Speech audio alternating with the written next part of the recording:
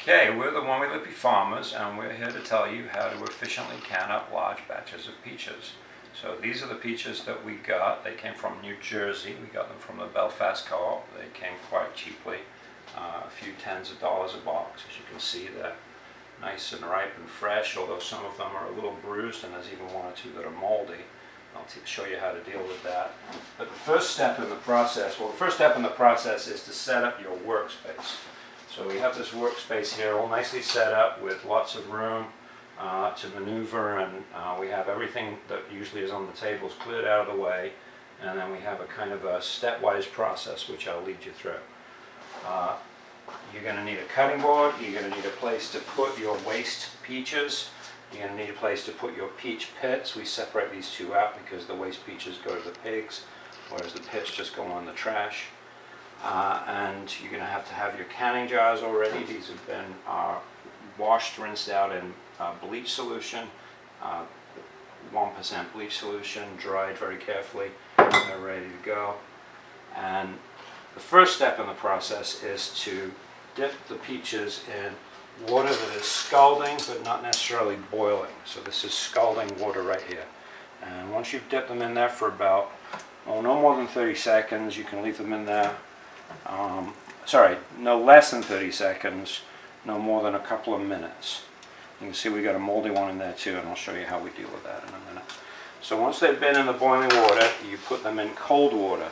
After you've used this a few times, it tends to heat up, so you want to change it out and switch it back to cold water, and keep your boiling water ticking over, your scalding water ticking over. You don't need to keep the gas under it all the time, but keep it so that it's hot enough to use the next time. So then this is what you do. Once it's been in the cold water for a little while, you pull out a peach, and the efficient way to do it is just to cut all the way around your peach, snap it into two halves, pop out the stone, and then the skin should just slough right off. You have to use your Put it hands. right in your jar, and then we'll do it again. So we're just sloughing the skin right off. So there's one jar nearly full. Okay, we're going to do the same thing again. We're going to just simply cut all the way around the peach, snap it apart,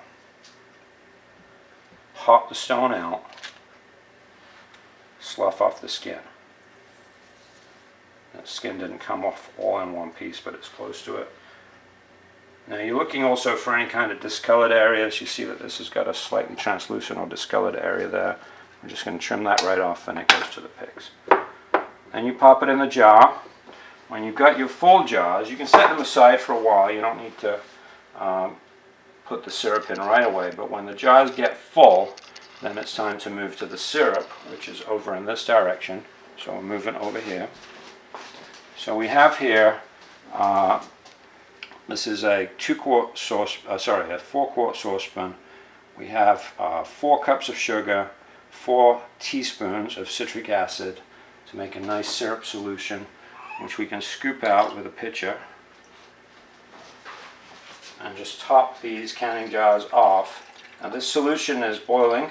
It's been heated up, so it's a super saturated solution. It's not boiling hot, but it is hot.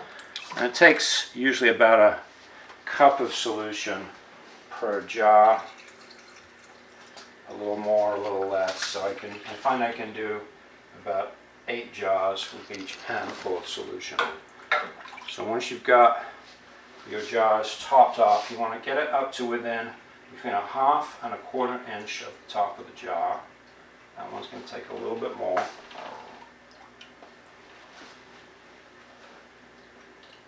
So now the next thing you need is a bit of kitchen towel. Quickly go over here and grab the kitchen towel. And the next thing you're going to do is just wipe the peach debris off the top surface of the jar. Once you've done it, set it aside. And the reason that you're doing this is so that you can get a good seal for your jar lids. You can see that I move them around while I'm doing this, so I know which ones have been done, so I don't lose track. You use the jar lids straight out of the box because they're going to get sterilized. Some people like to sterilize them in boiling water first, but They're going to be immersed in boiling water for 45 minutes, so there isn't going to be anything left alive on them when I get done. Here's a new box of jar lids. And then finally, I do have in bleach solution the ring bands. So I've got 4 jars, so I need 4 sterilized ring bands. And you just put those on finger tight. And that's all you really need.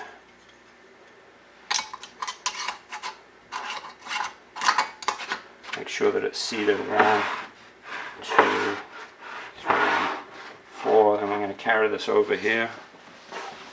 And this is where we're keeping our jars prior to canning them.